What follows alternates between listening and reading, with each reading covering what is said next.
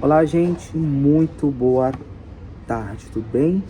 Estou vendo algum movimento aí nas redes sociais, algumas pessoas falando sobre o habeas corpus do Gladson, né?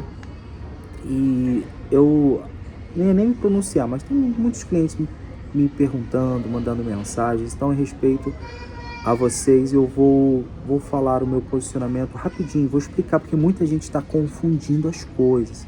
Gente, por favor, não confundam as coisas, não coloquem a carroça na frente dos bois, tá? Eu peço desculpa porque o cenário não é muito bom, estou neste momento no aeroporto, tá? E, enfim, eu botei o celular na mesa, peguei sem iluminação, sem fone, sem nada, vou fazer do jeito que tá. O que acontece? No que tange a pessoa física do Gladson, no que tange a CPF, isso é diretamente com os advogados dele, com os advogados de defesa dele. O que você tem que focar principalmente aqui é no dinheiro. Eu, Daniel, represento os clientes, não todos, parte dos clientes, que eu sou advogado deles, no processo de recuperação judicial. Inclusive eu já fiz, inicialmente, os primeiros clientes que eu contratar, eu já fiz as habilitações diretamente com a Jota, conforme a juíza Maria da Penha pediu. E agora nós vamos fazer as habilitações, sejam administrativas, sejam impugnações, sejam administrativas, ou retardatária, que é o nome técnico que damos, que é diretamente no processo. Se o Gladson ainda não foi solto, isso não quer dizer que acabou, isso não quer dizer que está tudo perdido. Eu recebi uma mensagem agora falando: doutor, está tudo perdido. Quem disse isso para você? O que aconteceu ontem, no dia 10, foi o seguinte: que o excelentíssimo senhor ministro Gilmar Mendes decidiu monocraticamente. O que isso quer dizer? Que apenas ele decidiu que, por enquanto, o Gladson não foi condenado, que o Gladson vai aguardar a sentença para ver se ele é condenado ou não. Só que ele poderia aguardar em casa ou ele poderia aguardar ainda preso. Como existem pelo menos 8 mandatos de prisão preventiva no que tange esse processo, ele vai seguir respondendo preso. Só que no que tange a CPF, no que tange ao Gladson, vou deixar que os advogados dele, que eles resolvam, que eles falem sobre isso. Só estou vindo aqui porque meus clientes estão perguntando. Então eu tenho um dever legal de dar uma satisfação aos clientes. Então, o que eu quero que vocês entendam é o seguinte: o que mais importa para você, cliente, é a decisão do STJ, Superior Tribunal de Justiça, que está nas mãos da ministra Nancy. Isso não foi julgado, gente, não confundam. A ministra Nancy vai decidir se o dinheiro já está na terceira vara federal criminal, vai para a quinta vara empresarial. Ah, Daniel, mas eu não tenho tudo. Beleza, a justiça está tratando de recuperar o que falta. Primeiro vai ver qual o valor total dos clientes para ver o que falta. Só que, gente, não tem nada perdido. Inclusive, para quem apoia ou para quem é contra o Gladson, ele não foi condenado. Ele só está numa preventiva. Ele pode ficar na preventiva, pode vir a uma condenação, simplesmente ele pode ser solto. Ele pode ser declarado inocente e acabou. Ou simplesmente ele pode ser declarado culpado, vai pegar alguns anos. E outra coisa, mesmo que se ele fosse considerado culpado, ele pode diminuir o tempo de prisão dele com bom comportamento, com leitura de livros. Inclusive, esses 3 anos que ele está preso já conta como cumprimento de pena. Digamos que, claro, acredito que possa ser um pouco mais, caso isso aconteça. Digamos que se ele fosse condenado por 4 anos de prisão, ele já cumpriu 3, ficaria só mais 1 ano e pronto, ele estaria solto. Então, tipo assim, gente, nem tudo está acabado, nem tudo está perdido. Daniel, Gladson é inocente ou culpado? Gente, só a justiça vai poder dizer se ele é inocente ou culpado. Mas seja você que defende, seja você que apoia, seja você que não apoia, gente, pare com esse negócio que tudo está perdido. Pare com esse negócio de acabou, gente. O processo de conflito de competência está nas mãos da ministra já para ser julgado. Isso não foi julgado, é isso que mais importa, o dinheiro dos clientes. Isso não foi julgado. Então, vamos aguardar que a ministra Nancy, excelentíssima senhora ministra, que merece todo o nosso respeito, venha decidir se o dinheiro vai para a quinta vara empresarial. O dinheiro indo para a quinta vara empresarial, aí sim, já vamos pegar as pessoas que não foram habilitadas, vamos habilitar, vamos impugnar os nomes que estão errados, CPF que falta, e assim vamos fazer todo o processo judicial. Agora tem cuidado com as informações, tá?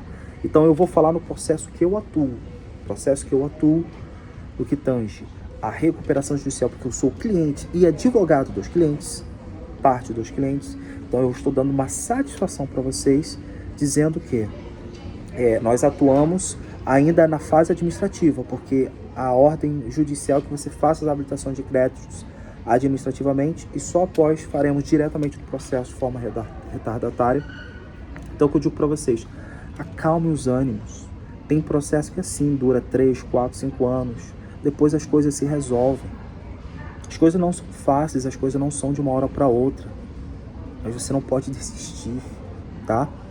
Ao invés de ficarmos lutando uns contra os outros, ficarmos falando um do outro, toda hora alguém chega, Daniel, estão falando de você. Gente, as pessoas me amam, as pessoas falam de mim, não importa. Importante todo mundo trabalhar para a solução do problema. Agora que não pode as pessoas inventarem desculpas. O processo não deu certo porque os influencers falaram demais. Mentira. Um dia antes, todos os jornais saiu na mídia internacionalmente sobre o que ia ser julgado no HC do Gladys. Como os clientes viram isso na mídia e começaram a perguntar, nós viemos publicamente e demos satisfação daquilo que já estava na mídia. Então, não venham com desculpas dizendo que a culpa são dos influencers. Até porque eu não acredito que eu tenha tanta influência assim para simplesmente alterar qualquer decisão judicial, tá? E uma coisa eu digo para vocês, parem de perder tempo, esse negócio de fofoca, um falando do outro, de mentira, gente. Este momento, toda ajuda tem que ser bem-vinda. Temos que deixar o nosso orgulho de lado, disse-me-disse, fulano é isso, fulano é aquilo. Quando alguém me oferece uma ajuda, eu nunca subestimo ninguém. Nunca digo, não, esse aí é moleque. Quem é esse aí para ajudar? Eu falo, se você quer ajudar realmente, sinceramente, com o coração sincero, a sua ajuda é bem-vinda. Agora o que não podemos é ficar dividindo, é ficar nessa divisão. Porque quem sofre são os clientes. E muita gente pergunta assim, Daniel, por que você não desiste do caso da GS? Sabe por quê? Porque muitas pessoas me chamam e falam, doutor, peguei todo o meu FGTS, coloquei lá. Doutor, vendi minha casa, vendi meu carro, peguei empréstimos com o banco. Tem gente que pegou empréstimo com 1 milhão, 2 milhões com os bancos. Meu nome está negativado.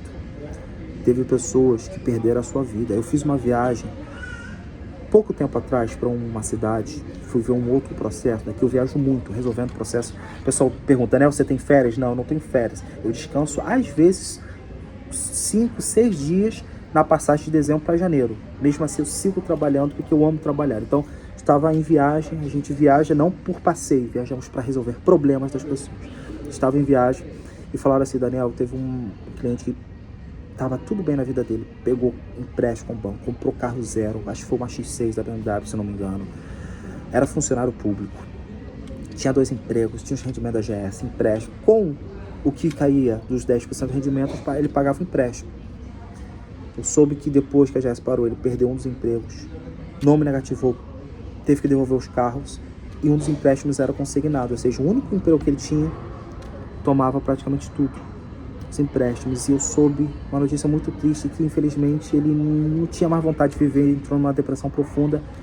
Enfim, vocês já sabem qual foi o final, que eu não vou ficar falando aqui porque é algo triste, mas isso entristece o meu coração. Então é por isso que eu não desisto do caso da GS. Podem me xingar, podem me caluniar, podem me bater, podem tentar fazer o que for, mas eu nunca vou desistir dos clientes. Porque os clientes precisam de ajuda. E eu digo para vocês, esse caso não está perdido, gente. Está pautado para ser julgado o conflito de competência.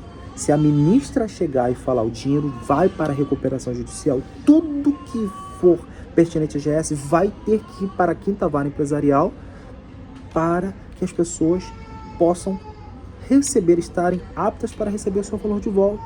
Daniel, não tem tudo, ainda que não tenha tudo, por enquanto, por enquanto, mas já vai haver uma decisão com as pessoas. Então, gente, se acalme, acalma seu coração, gente, não tem nada perdido. E tem uma coisa que eu vou falar para vocês. Se você tem fé em Deus, nada foge do controle de Deus. Ai, meu Deus, fulano deu essa decisão. Gente, nada foge do controle de Deus. Então, tenha paz no seu coração. Não se desespere. Não se desespere. Fique tranquilos. Fique em paz. Eu estou aqui para acalmá-los. Fale consigo mesmo, vai dar tudo certo. Nada foge do controle de Deus. Esse dinheiro é seu, é lícito, é honesto. Não sei como, mas nós vamos lutar por ele, seja de uma forma ou de outra. Ah, vai ficar para a União. Mentira, porque a lei que diz que quando o dinheiro que for considerado ilícito vai para a União, é quando não houver terceiros de boa fé interessados. Por exemplo, os clientes. Ou seja, se aquele dinheiro, antes de ir para a União, se tem alguém, por exemplo, um investidor que botou R$1 milhão lá, R$1 milhão tem que ir para o cliente. E se sobrar alguma coisa, vai para a União. Está na lei. Tá? Então, mas gente, o que está acontecendo? Gente, cuidado com muitas conversações, com muitas falácias. Eu sei que não é fácil, eu sei que é uma luta, cada um tem sua opinião. Ninguém é um dono da razão. Eu não estou dizendo que eu sou o dono da razão, tudo isso. Não, a gente está aprendendo a cada dia. Mas uma coisa eu tenho certeza, que sozinho não chega a lugar algum. Por isso que eu nunca rejeito ajuda. Se hoje em dia eu tenho acesso a Brasília, se hoje em dia eu tenho acesso a muitas pessoas, muitas portas que não tinha antes, não é porque eu sou capaz, não. Porque primeiro Deus teve muita misericórdia de mim. Outra coisa, tenho network e contatos que sozinho eu não conseguiria lugar algum. Então a gente precisa sim das pessoas. Eu preciso sim das pessoas. Preciso de contatos, preciso de contato político, preciso das pessoas. Então a gente nunca deve subestimar ninguém. Então, calme o seu coração, que nada disso vai atrapalhar o processo do dinheiro. O que a gente quer é que a justiça seja feita. E outra coisa, o ministro Gilmar Mendes deu uma decisão monocrática. Cabe um recurso ao colegiado do STF. Basta apenas a defesa fazer um bom recurso, uma boa estratégia, boas provas, para o convencimento dos excelentíssimos senhores ministros do STF, que devemos respeitá-los, tá? Nós devemos muito respeito aos ministros do STF, porque são nossos julgadores, tá? A gente pode não concordar com muitas coisas, mas devemos sempre agir constitucionalmente, com respeito ao judiciário, ao Ministério Público, seja federal, a todos os juízes, desembargadores, todos os órgãos, tá? Devemos muito respeito a eles, tá? Então, ore por eles. Ore por todos eles. Gente, acalma o seu coração. Nem foi julgado ainda o conflito de competência. O conflito de competência que vai decidir para onde vai o dinheiro. Então, se é com o dinheiro que você está preocupado, fique tranquilo. Mas é com o Gladys que eu estou preocupado. Cabe recurso. O Gladys não foi condenado, ele só está na preventiva. E só foi para definir se o Gladys ia responder em casa ou não, até o dia do julgamento. O julgamento vai decidir se ele é culpado ou não. Ainda que ele seja considerado culpado no julgamento, existe um recurso. Existem outros recursos, tá? E outra coisa, ninguém fica... No Brasil não existe pena de morte, nem tampouco existe pena de morte, existe uma exceção lá. Quando você está no estrito cumprimento do dever legal, os criminalistas vão falar que quando você está no estado de necessidade, enfim, tudo mais. Mas estou falando assim, como via de regra geral, não existe pena de morte no Brasil e tampouco prisão perpétua, ainda que alguém seja condenado à pena máxima. A pessoa não fica o tempo todo na prisão, a pessoa sai por um bom comportamento, a pessoa sai antes, cumpre uma parte da pena, depois ela sai. Então, gente, nada está perdido, tá? E dinheiro a gente recupera, tá bom? O que você não pode fazer é perder a sua saúde, a sua paz, nem deixar ninguém botar tristeza no seu coração. Aquilo que Deus colocou no seu coração, não deixe que ninguém tire. Tenha paz, tenha tranquilidade, juntos nós vamos vencer. Um dia todo mundo vai chegar e vai dizer, foi difícil, foram 3 anos de luta, mas a gente conseguiu sair dessa. Então, gente, são muitas traições no meio do caminho. Toda hora eu recebo uma facada nas costas, mas eu sigo olhando para Jesus, que Ele é meu sustento, tá bom?